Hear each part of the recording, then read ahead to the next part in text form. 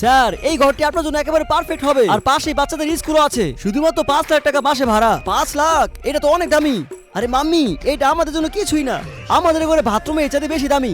আরে কি বলছো ও? আরে কিছু না, চিনু একটু বেশি চাপা ছেড়ে ফেলে।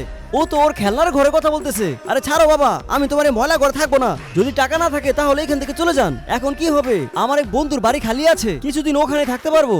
এত বড় ঘর, তুমি সত্যি করে বলো তুমি কি গরিব হওয়ার নাটক করতেছো?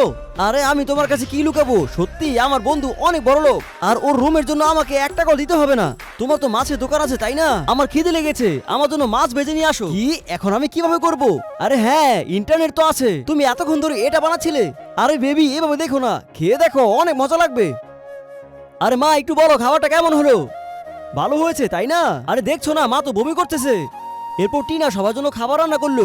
ওয়াও, অনেক ইয়াম্মি। এটা আমাকে করতে দাও। খাবার তো তুমি রান্না করলে, ভবিষ্যতে আমিও খাবার রান্না করা শিখে ফেলবো।